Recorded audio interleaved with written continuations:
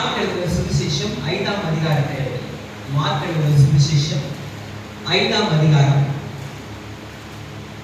21ஆம் வசனத்திலிருந்து நான் தொடர்ந்து வாசிக்கிறேன். மார்க் எழுதின சுவிசேஷம் 5ஆம் அதிகாரம் 21ஆம் வசனத்திலிருந்து நாம் அப்படியே தொடர்ந்து வாசிக்கிறோம்.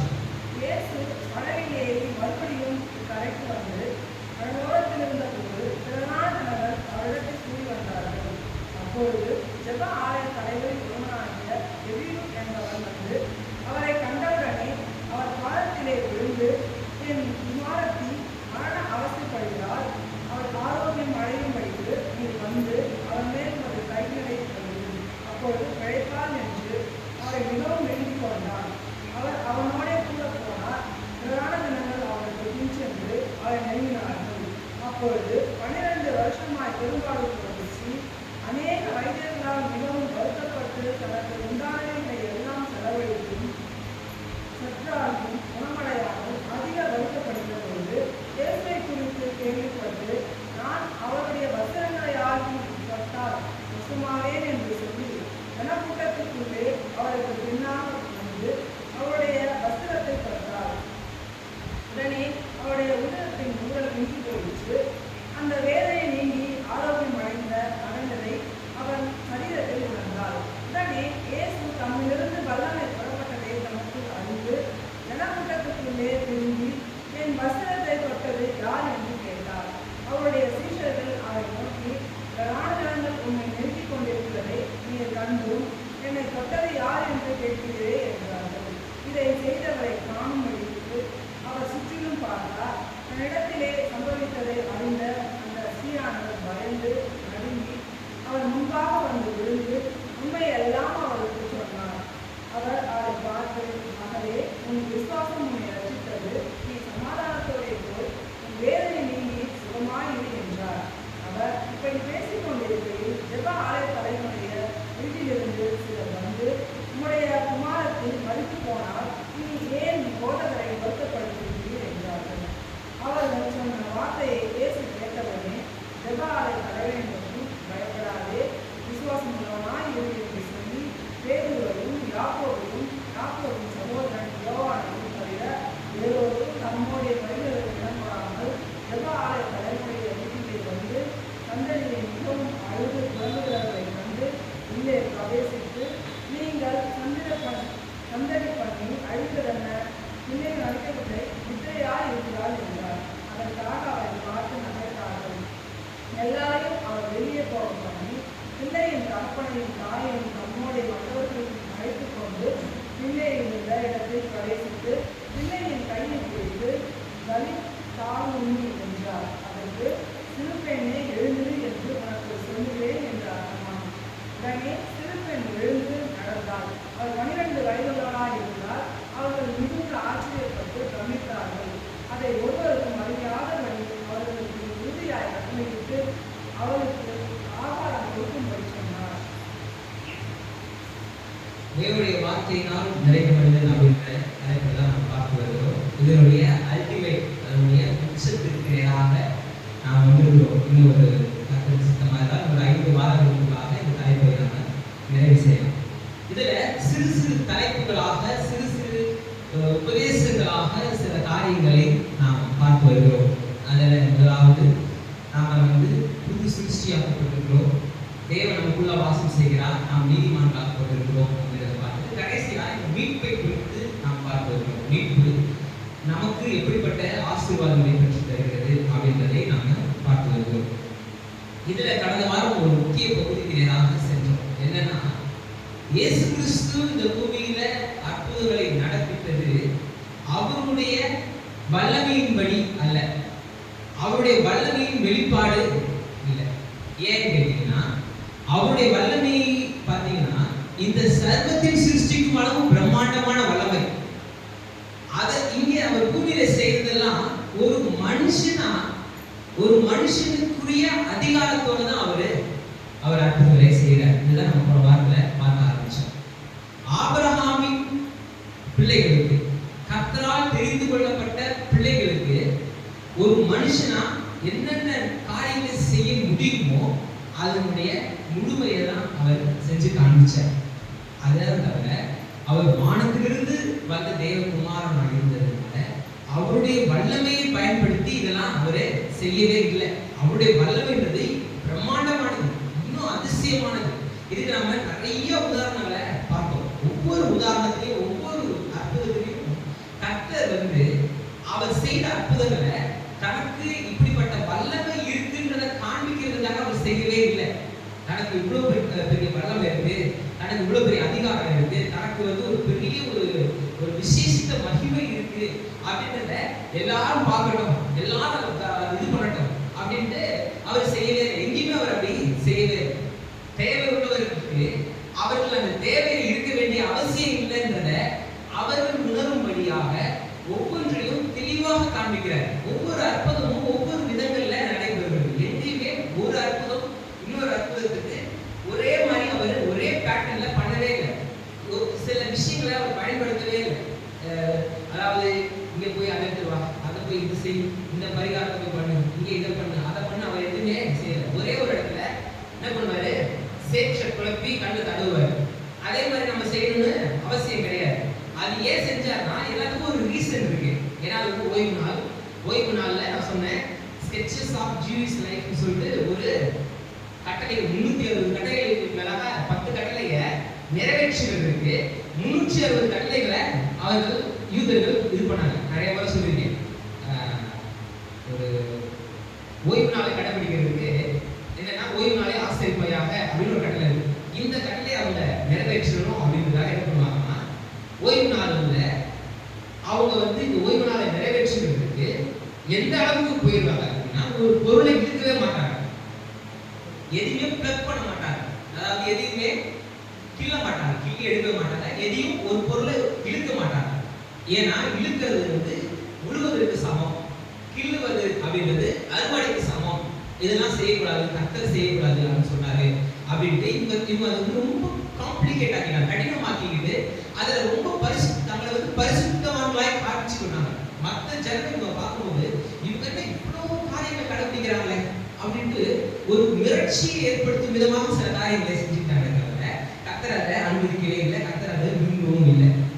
என்ன சொல்லியிருக்கேன், 5 கிலோமீட்டர் இருந்துச்சுன்னா அவங்களுடைய இது என்னன்னா ஒரு நாளைக்கு ஓய்வு நாள்ல மேக்சிமம் ஒரு மனுஷன் 1 மைல் நடக்கலாம். 1 மைல் அதாவது 1.6 கிலோமீட்டர்ஸ் அவங்க டிராவல் பண்ணலாம். அதுக்கு மேல என்ன பண்ணக்கூடாது, நடக்கக்கூடாது அப்படின்ட்டு ஒரு முடிவு வச்சுட்டாங்க. இவன் வீட்டுல இருந்து ஜெபாலயத்துக்கு 5 மைல் வச்சவங்க என்ன பண்ணுவாங்கன்னா முதல் நாளே, அதாவது அவங்க வெள்ளிக்கிழமை தான், அவங்க சனிக்கிழமை தான் அவங்களுக்கு ஓய்வு நாள், வெள்ளிக்கிழமையே போயிட பண்ணுவாங்க. ஒவ்வொரு கிலோமீட்டருக்கு ஒரு இடத்துல சோத்து மூட்டையை, அதாவது அவங்க ரொட்டியை துணியில கட்டி ஒரு மரத்தடியில வச்சுட்டு வந்துருவாங்க. ஏன்னா இன்னொரு கடலை, அதாவது இந்த கடலை அவங்களே எழுதிக்கிட்டாரு. என்ன கடலைன்னா எங்க உட்காந்து நீ ஆகாரம் முன்னுறியோ அதுதான் உனக்கு வீடு அப்படின்னு ஒரு கடலை அவனே எழுதி வச்சுக்கிட்டான். இப்ப என்னன்னா கரெக்டா 1 கிலோமீட்டர் 1 மைல் டிராவல் பண்ண வேண்டியது, அந்த மரத்தடியில் உட்கார வேண்டியது, அதை பிரித்து சாப்பிட வேண்டியது, திருப்பி என்ன அது வீடு ஆயிடுச்சான். திருப்பி அடுத்து 1 மைல் டிராவல் பண்ண வேண்டியது, உட்கார்ந்து சாப்பிட வேண்டியது.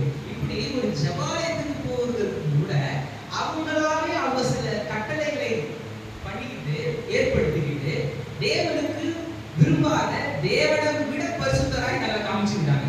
அதாவது கர்த்தர் ஒரு விஷயம் சொன்னாரு, அதை நிறைவேற்றுவதற்கு நாங்க எவ்வளவு பிரயாசம் போறோம் பாருங்க அப்படின்ட்டு கர்த்தருக்கு முன்பாக யுத்தமும் உண்மையுமான இதயத்தோட அல்ல, அவங்க தங்களை நீதிமான்களாக வெளிப்படையான நீதிமான்களாக காண்பித்துக் கொள்வதற்காக என்ன செய்யறாங்க. அதை கர்த்தர் சொல்றாரு, வெள்ளையடிக்கப்பட்ட கல்லறை. ஏன் வெளிய நீதிமான காமிச்சிருக்க, உனக்கு உள்ள அசுத்தம் இருக்கு அப்படின்றத தெளிவாக புரிஞ்சுக்க. அதனால இயேசு கிறிஸ்து அநேக அற்புதங்களை ஓய்வு நாள்ல செய்யறாரு. நான் போன வாரத்தோட பார்க்கிறோம். ஓய்வு நாள்ல ஆடோ போய் மாட்டிக்கிச்சுன்னா நீங்க காப்பாற்ற மாட்டியா? உனக்கே அப்படின்னா ஆபிரகாம் குமாரத்தி இவன் 18 வருஷமா முடிஞ்சே இருக்கிறாங்க. இது எவ்வளவு கொடுமை இல்லை சொல்ல என்ன பண்றேன், சிறைச்சாலை வேலூர்ல கூட சிறைச்சாலை இருக்கு. இவ்வளவுதான் இருக்கும் சிறைச்சாலை. இந்த வீட்டு தான் அந்த சிறைச்சாலையுடைய தலைமை இருக்கும். அப்ப அவங்க சிறைச்சாலையில் இருக்கிற வரைக்கும் அவங்க முடிஞ்சுதான் இருக்கும். உட்காரலாம், குளிஞ்சிருக்கலாம், நீட்டி படுக்கலாம், அவ்வளவுதான். நீங்க யோசிச்சு பாருங்க, ஒரு நாள் ஒன்றும் தெரியாது, 2வது நாள் வைத்தியமே பிடிச்சிடும். நின்று ஒரு மனுஷனா நிற்க முடியாது அப்படின்ற சூழ்நிலை எவ்வளவு கொடுமை தெரியுமா? குளிஞ்சே தான் இருக்கணும் அப்படின்றது ரொம்ப ரொம்ப கடினம், ரொம்ப கடினமான காரியம். ஆனா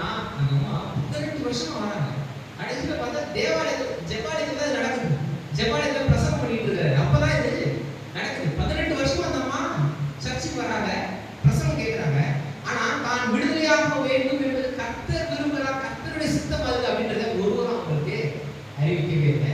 அவங்க அதை அறிவிக்கப்படாதவன் அறிவிக்கப்படவில்லை எப்படி ஒருத்தன் தெரிஞ்சு கொள்வான்? வசனம் சொல்லுதுல, அறிவிக்கவே இல்லை எப்படி தெரிஞ்சு கொள்ள முடியும்?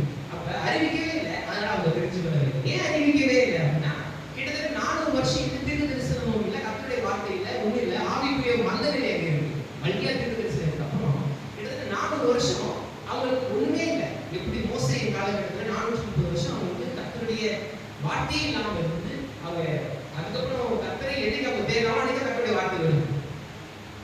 எகிப்தில் அடிமையா இருக்க வேண்டிய கர்த்தருடைய சித்தமும் கிடையாது. அதையும் நான் உங்களுக்கு தெளிவாக சொல்றேன். அவங்க அடிமையா இருக்க வேண்டிய அவசியம் இல்லை. என்னைக்கு அவங்க அடிமைப்படுத்த ஆரம்பிச்சாங்களோ அன்னைக்கே அவங்க கர்த்தரை நோக்கி கூப்பிட்டுருந்தா அன்னைக்கே அப்படி இருக்கலாம், இவங்க விடுதலை ஆக்கப்பட்டிருக்கலாம். இவங்க என்னைக்கு கர்த்தரை நோக்கி கூப்பிட்டாங்களோ அன்னைக்கு தான் அவங்க விடுதலை பெற்றுக்கொண்டாங்க. அதனால்தான் கிறிஸ்தவ வாழ்க்கையில குவாலிட்டியான டெசிஷன்ஸ், தரமான தீர்மானங்கள் எடுக்கணும். அப்போதான் நம்முடைய வாழ்க்கை முன்னேற்றம் அடையும். நான் இதை செய்வேன், இதை நான் செய்ய மாட்டேன், இப்படிதான் நான் வாழ்வேன், இப்படி நான் வாழ மாட்டேன், இப்படி நான் நடந்துப்பேன், இப்படி நான் நடந்துக்க மாட்டேன் அப்படின்ற டிசிஷன்ஸ் யார் எடுக்கணும்? நாம் எடுக்கணும். இந்த குவாலிட்டியான டிசிஷன்ஸ் தான் தேவனுடைய பலனை, தேவனுடைய ஆசீர்வாதங்களை நம்முடைய வாழ்க்கையில நாம் அனுபவிக்க நமக்கு உதவுகிறது. கர்த்தருடைய மகா பெரிய சித்தமும் அவருடைய பரிசுத்த ரத்தமும் அவருடைய கல்வாரி சிலுவையில் அவர் செஞ்ச எல்லா காரியங்களும் நம்முடைய தீர்மானங்களின் அடிப்படையில தான் நமக்கு அந்த பலனை தருகிறது. நீ யோசிச்சு பாரு, நம்ம ரட்சிப்பு எடுத்துக்கிற உதாரணத்துக்கு வேற நம்ம ரட்சிக்கப்பட்டோம். இந்த ரட்சிப்புன்றது இந்த உலக தோற்றத்திற்கு முன்பாகவே பிதாவால தீர்மானிக்கப்பட்டது. வசனம் அப்படிதான் நமக்கு போதுகிறது. உலகமே தோன்றல, ஆனா இந்த உலகம் தோன்றி முதலாவது மனிதன் இருப்பான், பூமியை பிசாசுக்கு எடுத்து போவான். இந்த மனுஷனும் பிசாசின் சொல்படி கேட்டு அவன் விழுந்து போவான். அவனை மீட்பதற்கு என்னுடைய குமாரனை நான் அனுப்ப போறேன், இவர்களை பின்பற்றுகிறவர்கள் அவங்க ரட்சிக்கப்படுவாங்க அப்படின்ட்டு இந்த மீட்பின் திட்டத்தை இந்த உலகம் தோற்றுவதற்கு முன்பாகவே பிதா அனுப்பிட்டாரு, தீர்மானித்து வச்சாரு. இயேசு கிறிஸ்து 2000 வருஷத்துக்கு முன்பாகவே வந்து அதுக்கான வழியை ஏற்படுத்தி கொடுத்தாரு. கல்வாரி சிலுவையில் தன்னுடைய ரத்தத்தை சிந்தி மரித்து எல்லாவற்றையும் விடுவித்து எல்லாம் முடிந்தது நிறைவேற்றி அவரே செய்து முடித்தார். 28ஆம் சங்கீதத்தில் வெள்ளிக்கிழமையில சங்கீத புஸ்தகங்களை பார்த்து வருவாங்க. 28ஆம் சங்கீதத்தின் கடைசி வசனம் அவரே இதை செய்தார். அதுதாங்க இந்த சிலுவையில எல்லாம் முடிந்தது அப்படின்றாரு. எல்லாத்தையும் செஞ்சு முடிச்சாச்சு, எல்லாம் நிறைவேற்றப்பட்டு முடிஞ்சாச்சு, எல்லா படிகளும் பரிகாரங்களும் எல்லாமே செஞ்சு முடிச்சாச்சு, இனிமே எடுத்து பயன்படுத்திக்க வேண்டியதுதான் அப்படின்ட்டு செஞ்சாச்சு. இதான் உலக தோற்றத்திற்கு முன்பாகவே சித்தம் கொண்டுட்டாரு. இயேசு கிறிஸ்து 2000 வருஷத்துக்கு முன்பாகவே நிறைவேற்றி விட்டாரு. ஆனா இதனாலேயே பிறந்த உடனே ஒரு மனுஷன் ரசிக்கப்படுறாங்க. அப்ப பிதா சித்தம் வச்சிட்டாரு, குமாரன் அதை நிறைவேற்றி முடிச்சிட்டாரு. அப்போ ஒரு மனுஷன் பிறந்த உடனே நம்ம என்ன பண்ணிக்க முடியும்? ரசிக்கப்பட்டிருக்க முடியும் இல்லை. ஆனா ரசிக்கப்படுறோமா? கிடையாது. நம்ம எப்படி ரசிக்கப்பட்டோம்? பிறந்தவங்க ரசிக்கப்படுறோமா? நம்முடைய ரசிப்புன்றது யாருக்கு தீர்மானிக்குது? நாம தான் தீர்மானிச்சோம்.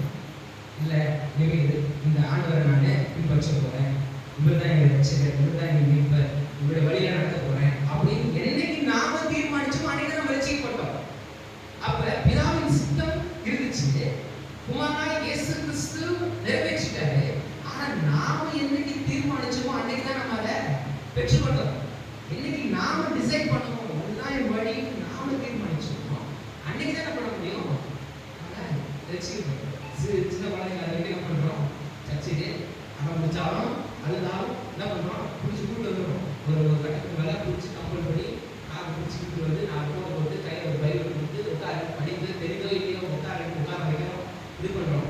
ஒரு கட்டத்துக்கு மேல ஒரு வளர்ச்சி அடைஞ்சோம். அவன் என்ன பண்றான்? பைபிளை தூக்கிட்டு அவன் நமக்கு முன்னாடியே போறான், நமக்கு முன்னாடியே போறாங்க. ஏன் அதெல்லாம் நடக்குது?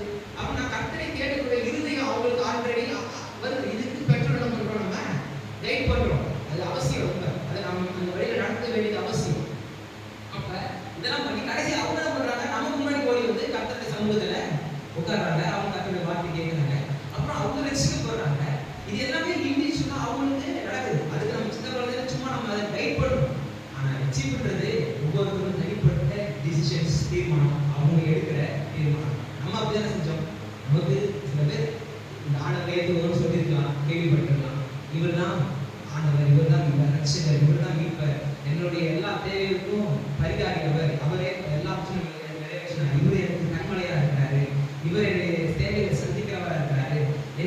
எல்லா காரியங்களும் இவர் நம்பினா போதும் அப்படின்ட்டு நாம விசுவாசிச்சுக்கிறோம். இவரை நாம எடுத்து அக்செப்ட் பண்றோம். இவரை நம்ம ஏற்றுக்கொள்றோம், ரசிக்கப்படுறோம். பிதாவின் சித்தம், குமாரனுடைய ரத்தம், இவைகளெல்லாம் என்னைக்கு நாம ஒப்பு கொடுக்குறோமோ, அக்செப்ட் பண்றோமோ, டிசிஷன் எடுக்கிறோமோ, அன்னைக்கு தான் நம்ம வாழ்க்கையில ஃபேமஸான ஒரு எவாஞ்சலிஸ்ட் இதெல்லாம் கேள்விப்பட்டிருக்கோம். அவருடைய ஒவ்வொரு மீட்டிங்கும் முடியும் போது அவர் சொல்வார், இன்னைக்கு நீங்க தீர்மானம் எடுத்தீங்களா? அவரை பற்றி நம்ம நிறைய விஷயங்கள் கேள்விப்பட்டிருக்கோம். அவர் இடத்துல க்ரூசைட் வச்சாருன்னா 22 நாள் 30 நாள் க்ரூசைட்ஸ் இருப்பா, சுவிசேஷ கூட்டங்கள் இருப்பார். அவர் வச்சாருன்னா அன்னைக்கு அந்த சுற்று வட்டாரத்தில் இருக்கிற எல்லா ஸ்டேட்டஸ்லாம் இன்னைக்கு இருக்கிற சினிமா ஸ்டேட்டஸ்ல இருக்கிற அவங்க நாடகங்கள் நடக்கும். பல்வேறு ஒரு 100 பேர் 60 பேர் ஸ்டேஜ் பெர்ஃபார்மன்ஸ் மாதிரி நடக்கும். அந்த மாதிரி தேட்டர்ஸ்லாம் க்ளோஸ் பண்ணிடுவாங்க. இந்த ஹாலிவுட் ரீஜியனில் வீடியோ வச்சாங்கன்னா ஹாலிவுட்டே என்ன பண்ணுவாங்க, க்ளோஸ் பண்ணிடுவாங்க. ஏன்னா யாருமே எங்கேயும் போக மாட்டாங்க, எல்லாம் டெய்லி என்ன பண்ணுவாங்க, இப்படி வீடியோ வந்துட்டு கவனம் அமைதியாக உட்காந்துருவாங்க. இவர் ஒவ்வொரு நாளும் கேட்குற கேள்வி என்னன்னா, இன்னைக்கு நீங்க தீர்மானம் எடுத்தீங்களா? இன்னைக்கு டிசிஷன்ஸ் எடுத்தீங்களா? நீ வாழ்க்கையை நாள் ஃபுல்லும் கேட்ட, இது உன் வாழ்க்கையில மாற்றம் ஏற்படுத்த இந்த கேட்ட வார்த்தையை நீ செயல்படுத்துறதுக்கு நீ தீர்மானம் எடுத்தியா அப்படின்னு அவர் கேட்பாங்க. ஒப்பு கொடுத்தவங்க வந்து ஒப்பு கொடுத்து வந்து ஜெபம் பண்ணுவாங்க. திரளான ஜெபம் முன்னாடி வந்து ஆமா நான் டிசிஷன் எடுத்தேன், இன்னைக்கு நான் இந்த வழியில இருந்து நான் போக மாட்டேன், இந்த வழியில நான் போவேன், இது என் வாழ்க்கையில செய்ய மாட்டேன், இதுதான் நான் செய்வேன் அப்படின்ற தீர்மானத்தை நான் எடுத்தேன்னு அநேகர் ஒத்துப்பாங்களாம், அநேகர் அந்த வழியில. அப்ப நாம எடுக்கிற தீர்மானங்கள் ரொம்ப ரொம்ப முக்கியம், ரொம்ப ரொம்ப அவசியம். இங்கே கூட 2 அற்புதங்களை நம்ம வாசிச்சோம், 2 மிகப்பெரிய அற்புதங்கள். கிட்டத்தட்ட 12 வருஷம் அந்த அம்மா கஷ்டப்படுறாங்க, ரொம்ப மோசமான ஒரு சூழ்நிலை. இதுல அதாவது பிசிக்கலா சில இல்னஸ், உடல் ரீதியான சோர்வுகள், உடல் ரீதியான பலவீனங்கள், உடல் ரீதியான அநேக பாதிப்புகள் இருந்தாலும் மன ரீதியான பாதிப்புகள் இல்லை அதிகம். அந்த ஒரு ஆஸ்பெக்ட்ல அதை நம்ம பார்ப்போம். சமுதாயத்தில் ஒரு வெளிப்படையாக எங்கேயுமே போக முடியாது. ஏன்னா அந்த பரவாயில்ல யூத சட்டங்கள் கலாச்சாரத்தின்படி அப்பெல்லாம் பொது நிகழ்ச்சிக்கு வர முடியாது. 12 வருஷமா நம்ம எந்த ஒரு நல்லது கிட்டத்துலையும் அவங்க போயிருக்க மாட்டாங்க. தேவாலயத்துக்குள்ள போக முடியாது, எங்கேயுமே போக முடியாது. அதாவது ஒரு சாதாரண ஒரு மனுஷன் இயல்பான வாழ்க்கையில அனுதினமும் அவங்க செய்ய வேண்டிய சில காரியங்களை கூட நம்ம செஞ்சிருக்க முடியாது. உடல் ரீதியான பாதிப்பு கூட, மன ரீதியான பாதிப்பு ரொம்ப அதிகம். ஆனா கர்த்தர் அதை அங்க சுகரிக்கிறார். நீங்க வாசிப்பாங்க 34ஆம் வசனத்துல இங்கேயும் பாரு, இயேசு கிறிஸ்துவில் இருந்து அற்புதம், அவர் அற்புதத்தை செய்தாரா அந்த அம்மா செஞ்சுச்சா அப்படின்னு பார்த்தீங்கன்னா வசனம் எப்படி சொல்லுது, அவர் அவரை பார்த்து, மகளே உன் விசுவாசம் உன்னை ரட்சிக்கும். அப்ப நம்ம தைரியமா சொல்லலாம், என் விசுவாசம் என்னை ரட்சிக்கும். ஆமென். என் விசுவாசம் தான் எனக்கு பதிலை தரும். தேவன் நல்லவரா? நல்லவர். அவர் வல்லவரா? வல்லவரே. அவர் வாக்கு மாறாதவரா? வாக்கு மாறாதவர். அவர் பரிசுத்தரா? பரிசுத்தவர். அவர் வல்லமை உள்ளவரா? நிச்சயமா வல்லமை உள்ளவர். ஆனா அந்த வல்லமை நாம பெற்றுக்கொள்ளணும்னா நாம ஒரு தீர்மானம் எடுக்கணும். அவரால் என் வாழ்க்கையில மாற்றத்தை ஏற்படுத்த முடியும் தீர்மானத்தை நான் எடுத்த போதுதான் எனக்கு அந்த அற்புதம் வேலை செய்யுது. அங்க அநேகர் இருக்கிறாங்க, எல்லாருக்குமே பலவீனம். யோசிச்சு பாருங்க, எல்லாருக்குமே பலவீனம், எல்லாருக்குமே சுகவீனம், ஏதோ ஒரு வலி இருக்கும், ஏதோ ஒரு வேதனை இருக்கும், ஏதோ ஒரு பாடல் இருக்கும். அதை மத்தியில நம்ம போய்கிட்டு இருக்கோம். அவரை நெருக்கி வர வர எத்தனையோ பேருக்கு எத்தனையோ கஷ்டங்களோட தான் மறுபடியும் வந்துட்டாங்க. கூட்டு அவசர அவசரமா போராடி. அந்த நேரத்தில் எங்க அம்மாவோட விசுவாசம் என்ன, அதாவது அந்த சிலரை யோசிச்சு பாருங்க. ஜெபாலே தலைவர், அதாவது லீடர் ஆஃப் தி சினகாக் அப்படின்னு, ரூலர் ஆஃப் தி சினகாக் அப்படின்னு சில டிரான்ஸ்லேஷன் சொல்லுது. டைரக்டர் ஆஃப் தி சினகாக், அதாவது ஜெபாலயத்தின் டிசிஷன்ஸை, ஜெபாலயத்தின் ஒழுங்குமுறைகளை, ஜெபாலயத்திற்கு அதிகாரியாய் இருக்கிற ஒரு மனுஷன். இவருடைய மகள் என்ன பண்றாரு, பாயிண்ட் ஆஃப் டெத் கிட்டத்தட்ட வரைக்கும் போறாங்க, அவ்வளவு மனுஷன் வரைக்கும் போறாங்க, அவசர அவசரமா கூட்டிட்டு போயிட்டு இருக்காங்க. இந்த கலவரத்தை இந்த சூழலை பார்த்தாங்க, அப்படியே ஜாலியா பேசிக்கிட்டு அப்புறம் இவ்வளவு ஒரு மெடிக்கல் எமர்ஜென்சி, ஆம்புலன்ஸ் போற மாதிரி ஆம்புலன்ஸ் பார்க்க இவ்வளவு வேகமா அடிச்சு பிடிச்சு ஓடுது. அதே மாதிரி ஒரு மெடிக்கல் எமர்ஜென்சில இப்போ வேகமா ஓடிக்கிட்டு இருக்காங்க. இதை இந்த அம்மா சரியா பயன்படுத்திச்சு. ஏன் இந்த அம்மாவால கூட்டத்துக்குள்ள வர முடியாது, யாராவது பார்த்தா கலவரம் அடிச்சிருவான். ஏன் நீ நார்மலா ஒரு சும்மா நடந்து ஒரு பட்டணத்தின் வாசல் அருகே போகும்போது ஒரு புஸ்தகம் இருபது கட்டுறாங்க, நிறைய பேர் அற்புதங்களை பெற்று விடுறாங்க. அப்ப இந்த அம்மா உள்ள பூந்துருந்தாங்க, பூந்துருந்துச்சு, கலவரம் அடிச்சிருப்பாங்க. வந்துக்கவே முடியாது. ஏன்னா இந்த அம்மா வந்து எல்லாருக்குமே தெரியும், அவங்க இருக்க எல்லாருக்கும் தெரியும். ஏன்னா 12 வருஷமா இந்த அம்மாவை யாருமே கிட்ட சேர்க்கல, யாருமே இந்த அம்மாவை கிட்ட சேர்த்து வரவே இல்லை. வெளி உலகத்துக்கு அவங்களால வர முடியாது. அவங்க வந்தாலே கூட்டத்தில் ரெண்டு பேச வைப்பாங்க. இது மாதிரி அவங்களோட இதெல்லாம் படிச்சேன், சில ஆர்டிகல்ஸ், சில காமெண்ட்ரிஸ், சில இதெல்லாம் வந்து அவங்க படிச்சா அவ்வளோ வேதனையா இருந்துச்சு. அவ்வளோ ஒதுக்கப்பட்ட ஒரு சூழ்நிலை தான் நம்ம இருந்திருக்காங்க. பின்னால எப்படின்னா ஃபர்ஸ்ட் செஞ்சுரியில அவங்களுடைய சந்ததிகள் வந்து 1ஆம் நூற்றாண்டு 2ஆம் நூற்றாண்டுல அவங்க வந்து மிகப்பெரிய ஊழியர்களை செஞ்சிருக்காங்க. சந்ததி ஏன்னா அம்மாவுடைய சுதந்திர நிமித்தமா சரி அவங்களா இந்த சில ஏரிய ரைட்டிங்ஸ், அந்த ரைட்டிங்ஸ்ல அவங்களுக்கு வந்து சில குறிப்புகள் இருக்கு, அதில் நிறைய எழுதிருக்காங்க அவங்கள பத்தி. அந்த அம்மா இந்த சூழ்நிலையை சூப்பரா பயன்படுத்திடுச்சு. எல்லாம் அவசர அவசரமா வரும்போது நெய்சத்தை தொட்டு வந்துருவோம். இவங்க அம்மாவோட விசுவாசம் என்ன, நான் தொட்டா எனக்கு சோகம். சப்போஸ் சகை மாதிரி நான் மார்க்கெட் எட்டி பார்த்தா எனக்கு சோகம் கிடைக்கும் அந்த அம்மா நினைச்சிருச்சுன்னா நிச்சயமா சோகம் கிடைச்சிருக்கும். நான் தூரத்துல இருந்தே அவரை பார்த்தேன்னா எனக்கு சோகம் கிடைச்சிடும். அவர் என்னை பார்த்தாரு, போயிட்டே இருக்காரு, டக்குனு திரும்பி பார்த்தாரு, அப்ப எனக்கு சோகம் கிடைச்சிடும். எந்த ஒரு விதத்துல அவங்க ஒரு தீர்மானம் எடுத்துட்டாங்கன்னா அந்த தீர்மானத்தின் மூலம் அவங்களுக்கு சோகம் கிடைச்சிச்சு. நம்ம என்ன தீர்மானம் எடுத்துச்சு, போயிட்டு பஸ் எடுத்து ஓரத்தில் விட்டுட்டேன் அப்படின்னா ஏன்னா அது கான்ஃபிடென்ட் இல்லை, சில என்ன ஆண்டவரே என்னை நோக்கி பாருங்க கூப்பிட கூட நமக்கு தைரியம் இல்லை. ஏன்னா யாரும் கூப்பிட விட மாட்டாங்க, கிட்ட போக விட மாட்டாங்க. ஆனா எத்தனை நாள் ஃபாலோ பண்ணிச்சு தெரியல, எந்த கரெக்டா ஸ்கெட்ச் போட்டு ஒரு அவசரமான ஒரு சூழ்நிலையில அவங்க போயிட்டு இருக்கும்போது எல்லாம் பரபரப்பா போயிட்டு இருக்கும்போது சைலண்டா போயிட்டு சிவத்தை அப்ப இயேசு சொல்றாரு, என்னிடத்துல இருந்து ஒரு பெரிய வல்லமை இருக்கு. நான் இதை மட்டும் நாம செஞ்சிருந்தோம். சட்டையை 15 பீஸா பிச்சு ஒரு சட்டை பீஸு 1 லட்சம் ரூபாய் வித்துருப்போம். செஞ்சிருப்பாங்க, செய்ய மாட்டாங்க. சட்டை ஓரத்தை தொட்டா சுகம் கிடைக்குது, ஒரு அற்புதம் நடந்துச்சு. சட்டையை 100 பீஸா பிச்சு ஒரு பீஸை 100 ரூபாய்க்கு வச்சு 1 லட்சம் ரூபாய் வித்துருவாங்க. வாங்குறதுக்கும் ஆள் இருக்கு தமிழ்நாட்டில். கரெக்டாக. ஆனா இயேசு கிறிஸ்து தெளிவா சொல்றாரு, இந்த சட்டை பீஸ்னால கிடையாது, விசுவாசம். உன் விசுவாசம் தான் உன்னை காப்பாத்துச்சு, உன் விசுவாசம் தான் உன்னை ரட்சித்துச்சு, உன் விசுவாசம் தான். நீ ஒரு விசுவாசம் வச்சே பத்தியா எனக்கு சோகம் கிடைக்கும் அப்படின்னு நம்பிட்டல, உன் நம்பிக்கை தான் உனக்கு அற்புதத்தை கொடுத்துச்சு. நிச்சயமாக உண்டு நம்பிக்கை தீர்ப்பவர் வேஸ்டாவே ஆகாது. நம்பிக்கைன்றது உலகத்தின் பார்வையில் நம்பிக்கைன்றது ஒரு அனித்தியமான, அதாவது நிச்சயம் இல்லாத ஒரு வார்த்தை.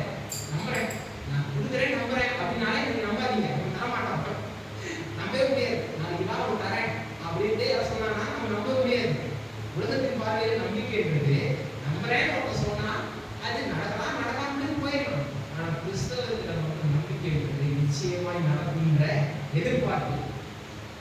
கிறிஸ்தவ விசுவாசத்தில் நம்பிக்கை ஒரு பவர்ஃபுல்லான வார்த்தை. அந்த நம்பிக்கை அந்த அம்மா இருந்துச்சு. போய் தொழுறேன், எனக்கு சோகம் கிடைச்சிடும். பார்த்தா அதே நடந்துச்சு. இங்க எப்படி நடந்துச்சு, என் ட்ரெஸ்ல இருந்து இருக்க வல்லமை தான் அதனால நடந்துச்சு. ஏன்னா இவருடைய ட்ரெஸ் இவருடைய சாவியை இழுத்துட்டு போயிடுவாங்க. இந்த வல்லமை தான் இருந்துச்சுன்னா நீங்க ஒரு பக்கம் போக மாட்டாங்க, சாலையை கொடுத்துட்டு போவாங்க கொடுத்துருவாங்க. எது உண்மையான ரீசன், எது நிச்சயம், எது எப்படி நடந்துச்சு எக்ஸ்பிளைன் பண்றேன். அவரே சொல்லும்போது நம்மளா என்ன இல்ல, அவரே சொல்றாரு எந்த வல்லமை ஒண்ணும் இல்லை, நான் என்னுடைய வல்லமை இருந்து வேற ரகத்துல இருக்கு. அவருடைய வல்லமை இருந்து அவரால் செய்ய முடிகிற அற்புதம்ன்றது மிகப்பெரிய காண்கின்ற எல்லாவற்றையும் சிருஷ்டித்தது அவருடைய வல்லமை. அவருடைய வல்லமை குறைச்சி மதிப்பிடவே முடியாது. அவருடைய வல்லமைன்றது பெருசு. ஆனா அற்புதம் நடந்தது ஒரு மனுஷன் என்ன செய்யணுமோ அதான் அவர்கிட்ட செஞ்சுட்டு இருக்காரு. நம்மளோட விசுவாசம் என்ன பண்ணுச்சு, சரி அப்படியே வந்தீங்கன்னா இந்த பெண்ணை எழுதும்போது கூட ஏதோ மந்திரம் போடாரா, நமக்கு இது மந்திரம் நடிச்சிட்டாங்க. கடைசியில் தலிதாமிட்டு இது ஒரு மந்திரம் போல இருக்கு, ஏதோ மந்திரம் நடிச்சிட்டாங்க. மந்திரம் கிடையாது. அவர் என்ன சொன்னாரு, ஏமா தெரியும்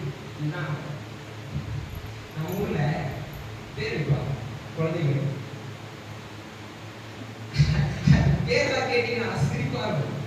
கேசவர்த்தினின்னு வச்சிருப்பாங்க. என்னன்னு பார்த்தா முடின்னு அர்த்தம். கேசவம்னா என்ன? முடி. யார் அழகா காரை எழுதிருந்துச்சு. யாஷினி பேரை வந்து வச்சிருக்காங்க. அப்படின்னா என்ன? பிச்சைக்காரி. யாசகம்னா என்ன? பிச்சை எடுக்கு. அதாவது வேற மொழியில வார்த்தை கவர்ச்சியா இருக்கிறதுனால நம்ம என்ன பண்றோம்?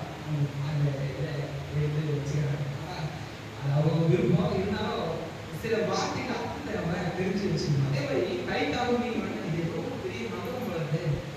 மனிதர்களே எழுப்புறது சில சில ஊழியத்தின் ஆரம்ப நாட்களில் அநேக இடங்களில் பயணம் செய்யும் போது அநேகரை சந்திக்கக்கூடிய வாய்ப்பு கற்று கொடுத்தாரு. அப்ப சில பேர்லாம் ஜெபம் பண்ணும்போது லலிதாவுக்கு ஜெபம் பண்ணுவாங்க. என்னன்னா ஆண்டவர் சொன்னார்ல லலிதாவுக்கு அதுக்கு ஏதோ ஒரு வல்லமை இருக்குல்ல. அவர் சொல்றாரு, நம்ம எதிரி சிறுபெண்ணே அவ்வளவுதான். அதுக்கான ரீசன் அதோட அந்த வேர்டுக்கான வார்த்தைக்கான அவ்வளவுதான். அங்க அவர் வந்து எந்த மாற்றமும் போடல, எந்த மாற்றமும் செய்யல, எந்த ஒரு இதுவும் அங்க நடக்கல. 36 வசனம் பார்த்தீங்கன்னா அவர்கள் சொன்ன வார்த்தையை இயேசு கேட்டவுடனே ஜபாலி தலைவனை நோக்கி, ஜபாலி தலைவர் அது ரொம்ப கவனிக்க வேண்டிய விஷயம். அவர் சாதாரண மனுஷன் கிடையாது. அவருக்கு ஒரு அத்தாரிட்டி இருக்கு, அவருக்கு ஒரு அதிகாரம் இருக்கு. அவர் போனா அவர் வானா வருவது நாட்கள் இருந்தா அவர் சொல்றதுதான் யூதர்கள் எல்லாம் கண்டுபிடிவாங்க. அவர் ஒரு வார்த்தை சொல்லிட்டாருன்னா அது அப்படியே நடக்கும். அவர் பயங்கரமான ஒரு ஒரு இன்ஃப்ளூயன்சர். அவர் விஷயம் செஞ்சாருன்னா அது பயங்கர வல்லமை உள்ளது. அவரை பார்த்து இயேசு கிறிஸ்து சொல்றாரு, என்ன சொல்றாரு? பயப்படாதே, விசுவாசம் மூலமாக நீ ஒரு விசுவாசத்தோட வந்திருக்க. அற்புதம் நடக்கும்போது இந்த அற்புதம் நடக்கும்னு விசுவாசிச்சு வந்திருக்கீங்க. நீ என்ன சொன்ன? வந்து நீ தொட்டா சொல்ற. நீ இதுவும் விசுவாசம். இந்த அம்மா மாதிரியே இந்த எதிர் போயிட்டு நான் வஸ்திரத்தின் ஓரத்தை தொட்ட வீட்டை என் பொண்ணு சுகமாயிருக்கும் நினைச்சிருக்காங்கன்னா நிச்சயமா நடந்திருக்கும்.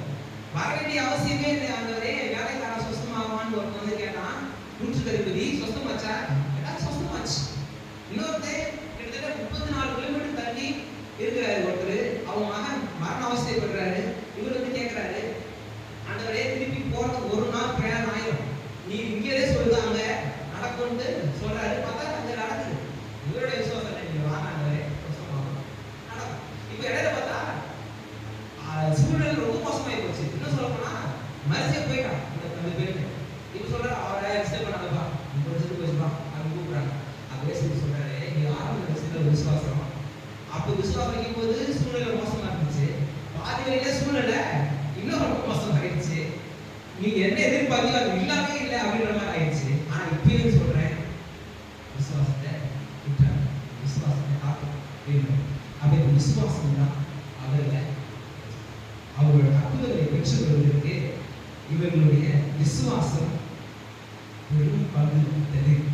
விசுவாசம் decision action. Faith must be in action. விசுவாசம் கிரியில வெளிப்படும். இந்த அம்மா விசுவாசிக்குது. என்ன விசுவாசிக்குது? ஆண்டவருடைய வஸ்திரத்தின் ஓரத்தை தொட்டா எனக்கு சுகம் கிடைக்கும் விசுவாசிக்குது. இது ஒரு முடிவாக எடுக்குது. நான் போய் தொட போறேன் அப்படின்னு முடிவு எடுக்குது. சரியான டைம் பார்த்து எல்லாம் பிஸியா இருக்கிற உள்ள புரிஞ்சிச்சு. நம்ம செய்து இந்த விசுவாசத்தை போகும்போது 12 வருஷம் கஷ்டம் இல்லை, ரொம்ப சரீர பலவீனம் இருக்குது. எந்திரிச்சு போறதே கஷ்டம் தான். எனக்கு தெரிஞ்சு ரொம்ப பலவீனப்பட்டு ஏன்னா உடம்புல அயன் கண்டனே இருந்திருக்காரு, இருந்துச்சத்தே இருந்திருக்காரு, அநேக விட்டமின்ஸ் இருந்திருக்காரு, மினரல்ஸ் இருந்திருக்காரு. ரொம்ப பலவீனமாக தான் நம்ம இருந்திருப்பாங்க. ஆனால் அந்த பலவீனத்தின் மத்தியிலையும் நான் செய்வேன் அப்படின்னு அந்த அம்மா எடுத்த முயற்சிக்கு பலன் கிடைச்சான்னு கேட்டா இதுதான் விசுவாசம். நம்மளுடைய பலவீனம் இருக்கும், நமக்கு நிறைய சோர்வுகள் இருக்கும், பர்சனலா நிறைய பலவீனங்கள் இருக்க தான் செய்யும். ஆனா அதை மீறி நம்மளுடைய டிசிஷன் எடுத்து நீங்க ஆண்டவரை தேடுறதுக்கு, ஆண்டவரிடத்துல வர்றதுக்கு நீங்க எடுக்கிற முயற்சி ஒவ்வொன்றுக்கும் கர்த்தர் பலன் தருவார். ஒவ்வொன்றுக்கும் கர்த்தர் பலன் வச்சிருக்கிறார், நிச்சயமா பலன் தருவார். விசுவாசம் முடிவெடுக்கணும், எடுத்த விசுவாசத்தை நடைமுறைப்படுத்தணும். ஃபெய்த், டிசிஷன், ஆக்ஷன், இந்த 3 வார்த்தைகளை எதுவுமே மறந்துடாது. அப்போ இப்படிதான். அப்ப எது ஆசீர்வாதம் வேணுமா? ஆமா, நான் ஆசீர்வாதம் தெரிஞ்சுக்கிறேன் அப்படின்ற ஒரு முடிவெடுக்கணும். பழைய பாட்டை சொல்றாரு வாசிக்க. உபாகமத்தின் புத்தகம் 30ஆம் அதிகாரத்தை எடுத்துக்கணும். உபாகமத்தின் புஸ்தகம் 30ஆம் அதிகாரத்துல 19ஆம் வசனம் வாசிங்க. உபாகமம் 30:19.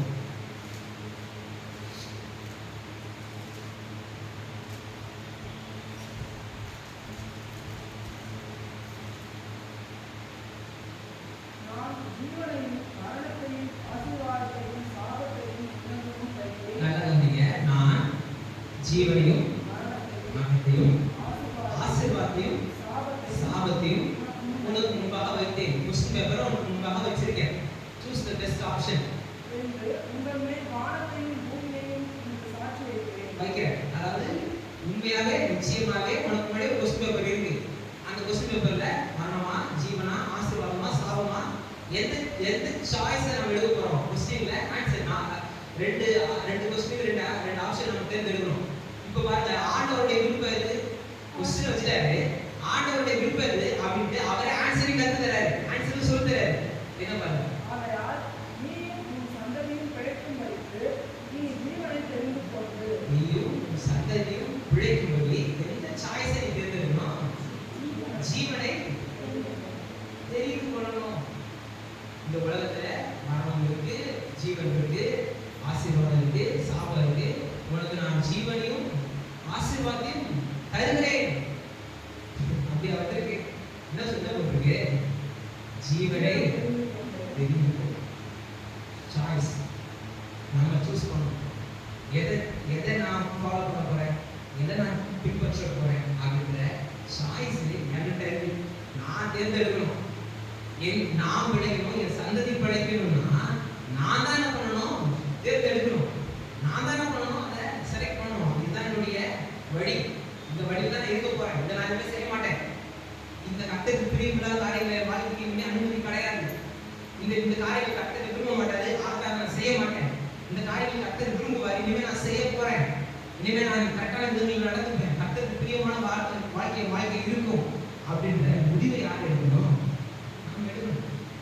நாம் எடுக்கிறது அந்த முடிவுன்றது ரொம்ப ரொம்ப முக்கியம். அதாவது கிறிஸ்தவ வாழ்க்கையில தீர்மானம்ன்றது அது வந்து மிகப்பெரிய அதிகாரத்தை, மிகப்பெரிய ஒரு வல்லமையை, ஒரு பெரிய ஆசீர்வாதத்தை. அதான் தனிப்பட்ட வாழ்க்கையை ஜெபம், வேத வாசிக்கிறது இதெல்லாம் ரொம்ப அவசியம். இல்லையா? அதெல்லாம் ரொம்ப அவசியம். தேவனோடு கூட இணைஞ்சிருக்கும் போது நம்ம இப்படி தீர்மானம் எடுக்கிறது நமக்கு விரும்ப தெரியாது. ஒரு வியாதி வருது, ஒரு பிரச்சனை வருது அப்படின்னா ஐயோ ஆண்டவரை தான் கர்த்தர் விட்ட வழிபடுது. கடவுளே எத்தனை நாளுக்கு பாடுகள் நடத்த போறாருன்னு தயாராக பேசக்கூடாது. ஏன்னா அது உண்மை கிடையாது. கேட்கறதுக்கு சூப்பரா இருக்கும். நீங்க 4 பேர் சொல்லிப்பாங்க, இதை நீங்க 4 பேர் சொல்லிப்பாங்க, பரிசுத்தமானவர்கள். ஆனா அதனால ஒரு பிரச்சனையும் கிடையாது. கேட்கறவங்களுக்கும் கிடையாது, உங்களுக்கும் கிடையாது.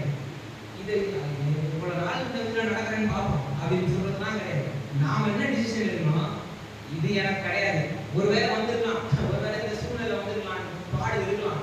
இந்த உலகம் அப்படிப்பட்டதான் இருக்கு. ஆனா இப்படிப்பட்ட பாடுகள்ல இருக்க வேண்டியது கர்த்தருடைய சித்தம் இல்லை. கர்த்தர் விரும்புகிற எனக்கு என்னுடைய வாழ்க்கை கர்த்தர் அனுமதிக்கிறேன். இதை விரட்டி தள்ளுறேன், நான் இதை முடிச்சு தள்ளுறேன் அப்படின்னு நீங்க என்னைக்கு முடிவெடுக்கிறீங்களோ அன்னைக்கு மாற ஆரம்பிச்சிடும். அன்னைக்கு சரியாக ஆரம்பிச்சிடும். அன்னைக்கு அது கியூர் ஆக ஆரம்பிச்சிடும். சரியாக ஆரம்பிச்சு ஒரு கட்டத்தில் ரிசல்ட் நீங்க பார்க்க ஆரம்பிச்சிருவீங்க. அப்ப நீங்க பிசாசு மேலாம் ரொம்ப வந்து சொல்ல வேண்டிய அவசியமே கிடையாது. அன்னைக்கு அப்படிதான் சாத்தானின் ஆடைகள், பிசாசின் தந்திரங்கள் இதெல்லாம் ரொம்ப டீப்பா நம்ம பார்க்க வேண்டிய அவசியமே கிடையாது. இதெல்லாம் பிசாசு சோதிக்கிறது என்னன்னா, இந்த பூமிக்குரிய காரியம் பிசாசு சோதிக்கிறது. நமக்கு வர சோதனை இருக்குல்ல, நமக்கு ஒரு சோதனை வந்துடும் இல்லை. இது இந்த உலகத்திலேயே யாருக்குமே வராம எனக்கு மட்டும்தான் வந்துச்சுன்றது நம்மளோட நினைப்பு. ஆனா நிறைய பேர் இது மாதிரி இருக்கு. நம்ம வர எல்லா சோதனையும் கொஞ்சம் கம்பேர் பண்ணி பாருங்க, எத்தனை பேர் வந்து தெரியுமா? பிசாசு சோதிக்கிறதுன்றது இந்த உலகத்தின் காரியங்களை வச்சுதான் சோதிக்கும். இந்த உலகத்தின் காரியங்களை வச்சுதான் அவன் எல்லாருக்குமே இந்த ஒரு பாடுகள் இருக்கு, எல்லாருக்குமே இந்த இது இருக்கு, எல்லாருமே போட்டு வாங்கிக்கிறான். அந்த உலகத்திற்குரிய சில விஷயங்கள்லாம் வச்சு அவன் நம்மள சோதிக்கிறான். அவன் தேவ தூதனா இருக்கான் பார்த்தீங்களா? ஒரு காலகட்டத்துல யூசிக்கிறான். அப்போ பரலோகத்தில் கத்துக்கிட்ட கத்துறதோ இந்த பாதாளத்திலிருந்து ஏதோ ஸ்பெஷல் டூல்ஸ் எடுத்து நம்மளை சோதிக்கல. உலகத்துல இருக்கிற காரியத்தை வச்சு சில நேரங்கள்ல ஒரே காரியத்தை ரிப்பீட் பண்ணி மனுஷனை சோதிச்சுட்டு இருக்காங்க. இயேசு கிறிஸ்துவ சோதிக்கும் போது கூட ஸ்பெஷலா ஏதாவது எடுத்து அவங்க சோதிச்சாங்க. உலகத்தின் காரியம் வச்சுன்னா சோதிச்சான். நம்மளுக்கு அதே தான். நமக்கு ஒரு பெரிய நடக்கிறது தெரியுமா? பிசாசு சோதிக்கிறான்னு எடுத்துட்டாங்க.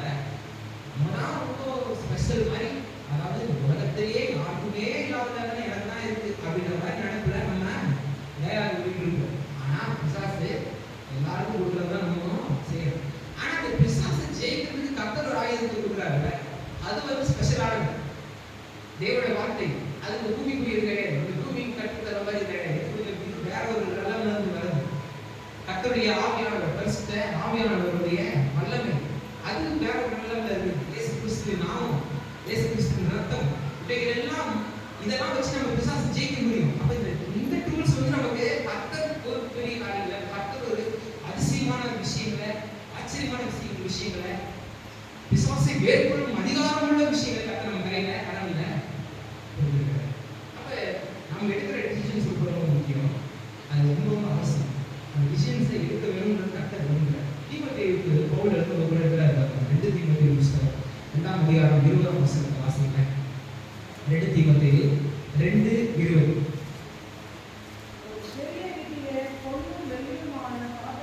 இது வந்து கிறிஸ்தவர்களுக்கு ரொம்ப பிடிச்ச வசனம். அது குறிப்பா பெந்தகோஸ்தே கிறிஸ்தவர்களுக்கு ரொம்ப ரொம்ப பிடிச்ச வசனம். வாசிக்கிறேன். மண்ணான பாத்திரம் இருக்கு. நான் மண்ணு, எனக்கெல்லாம் ஒண்ணுமே கிடையாது, நான் ஒரு அற்ப பாத்திரம் அப்படின்ட்டு தங்களை தாங்களே தாழ்த்திப்பதான் நினைச்சுக்கிட்டு இந்த வசனத்தை நிறைய பேர் பயன்படுத்துவாங்க.